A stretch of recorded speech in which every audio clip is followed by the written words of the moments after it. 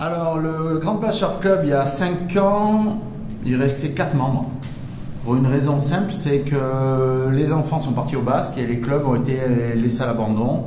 Et qui plus est, le milieu associatif, c'est très dur. Car il faut se battre avec ses propres moyens. Et je parlais, moi quand j'ai repris le club il y a 5 ans pour la première fois, on avait, et ça n'a toujours pas évolué, on avait 200 € de subvention annuelle pour une centaine de membres à l'heure actuelle. Donc il faut être malin, ruser, organiser des événements, vendre des produits dérivés pour arriver à faire fonctionner le club.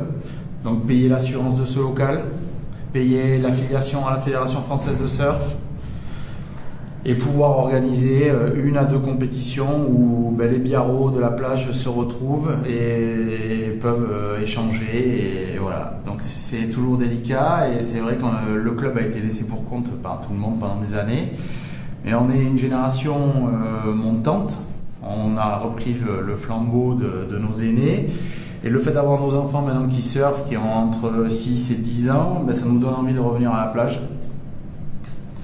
Et on perçoit le surf d'une manière différente. C'est-à-dire qu'on a moins de temps pour le surf. Donc quand on vient surfer, c'est entre midi et 2 à la coupure du boulot ou après le boulot le soir.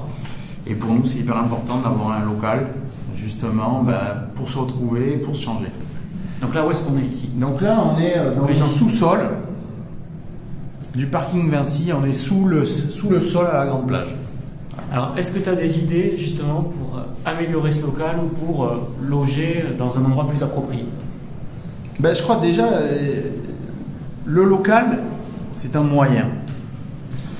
À la base, il y a des gens, des personnes, et il faut que le futur maire comprenne une chose. Le surf, c'est plus des fumeurs de joints qui arrivent en combi Volkswagen. Je vois sortir des surfeurs de l'Hôtel du Palais. Et quand je vois le prix moyen des planches, ça commence à 600 €. Il y a des planches qui valent plus de 2000 €. On est loin de l'image que pouvaient avoir les surfeurs il y a une vingtaine d'années. Donc ça, c'est un point qui est hyper important. Le surf, c'est structuré et c'est devenu un sport à part entière. Les gens surfent le matin avant d'aller travailler, comme en Australie, entre midi et 2 et le soir. Et on vient surfer en famille. D'ailleurs, toi, le premier, tu le sais, vu que je te croise régulièrement dans l'eau. Donc ça, c'est un point essentiel. La vision du surfeur, qui est tronquée. On utilise l'image du surf et de Biarritz, mais on ne rend rien au surfeur. C'est-à-dire quand je me mets à la place d'un touriste qui arrive, moi j'ai eu la chance de voyager dans le monde entier pour le surf, et quand on arrive à Biarritz, il n'y a que des activités commerciales autour de la plage. Il n'y a pas un surf club identifié, rien. Alors que quand on voyage, on sait où sont les locaux, on sait... Quand on voit les locaux en place, on sait qu'il y a une éducation dans l'eau à avoir, dire bonjour, respecter les priorités essentielles. D'ailleurs, sur aucune plage de Biarritz, les priorités sont expliquées. Et on ne voit que des écoles de surf commerciales tout le long de la plage. Donc moi, j'ai rien contre les écoles de surf, c'est très bien. Si on prend le modèle du ski, il faut bien initier les gens plutôt qu'ils s'initient tout seuls. Mais il y a un niveau intermédiaire où là, par contre, le surf, c'est le seul sport où on vous lâche dans la nature. Une fois que vous savez vous mettre debout, on ne vous apprend pas à regarder la mer, par où il faut remonter. On ne vous apprend aucune règle. Et là, les clubs de surf, si on veut éviter l'anarchie d'ici 5 à 10 ans, parce que la population surfique ne fait qu'augmenter, les clubs devront avoir un rôle d'éducation là-dessus. Mais pour qu'ils aient un rôle d'éducation, il faut qu'ils aient pignon sur plage. Voilà, donc un club de surf visible, en surface, toi c'est une idée à laquelle tu adhères? Je sais pas, j'ai pas encore vu un... Je pense que le surf, c'est le seul sport à Biarritz. Si on fait un audit de toutes les associations sportives, où on a des locaux en sous-sol, sans fenêtre. C'est paradoxal. C'est paradoxal. Donc on sort mouillé, et qu'est-ce qu'on a pour se sécher ou faire sécher nos affaires?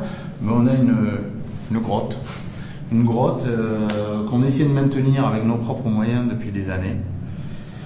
Tu sens l'odeur, ça sent l'humidité, et on a beau essayer de faire ce qu'on peut, c'est pourri. Si on fait des analyses, j'ose même pas les voir. Donc on préfère tous pas les voir, et disons que tous les mois on met un grand coup de javel, et en se disant c'est mieux que rien. Alors est-ce que vous avez pensé à faire des travaux ou à aménager des casiers? Quelles ont été les réponses? On a demandé à faire des travaux. Alors on ne demandait même pas à avoir un local, je dirais, hors sol. On demandait juste à ce que notre local soit fonctionnel. Donc refaire les peintures, refaire le sol, mais faire le sol de manière intelligente, et que, vu qu'on arrive mouillé, avec une pente de manière à évacuer le plus possible l'eau qui stagne. Et on n'a jamais eu de retour, alors que ça soit envoi par lettre, envoi par recommandé, on n'a jamais eu de retour de la mairie. Donc on nous a envoyé une année quelqu'un qui a remis un coup de blanc. Donc ils ont fait du cache-misère une journée sur les murs, mais ils n'ont pas traité le problème de fond.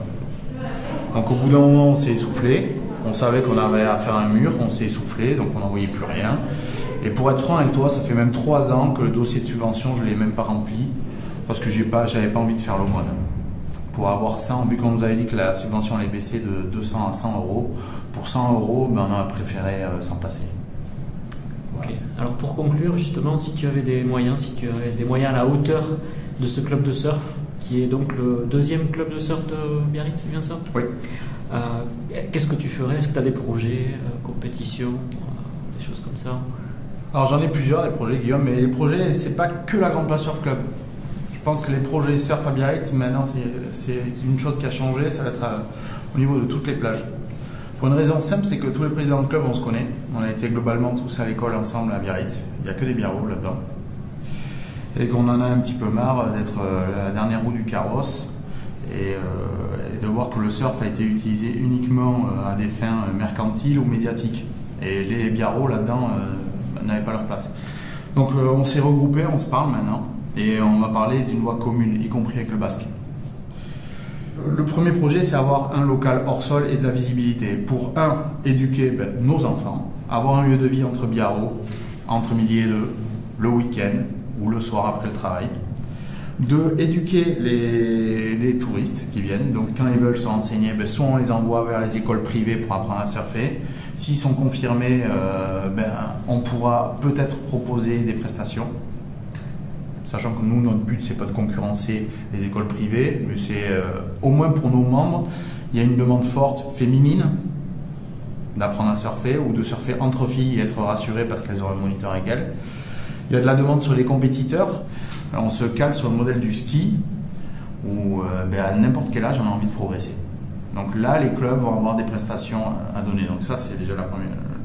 Le socle, c'est éducation en interne, mais aussi éducation pour les touristes. Le fait d'avoir un local visible a un autre aspect aussi, c'est la sécurité. En hiver, il y a 80 surfeurs dans l'eau, il n'y a personne qui surveille la plage. Au moins, s'il y a le local qui a quelque chose, les gens, s'ils voient Surf Club et qu'il se passe quelque chose, de suite, ils sauront où s'adresser. Ça, c'est un point important, la sécurité. Autre point, avec les clubs biarros, on est en train de se regrouper, on est en train de recréer le trophée des biarros. On s'est dit que ça serait bien de faire comme Astérix, les petits villages entre eux, donc le village de la Grande Plage contre la Côte des Basques, contre Marbella et la Mélédie, et on fait une grande journée durant le week-end du 1er mai, où chaque plage s'affronte. Alors là, toutes les catégories seront concernées, de 2 ans à pas de limite. Et on décernera un titre dans chaque catégorie, et il y aura un tag team où chaque plage va s'affronter.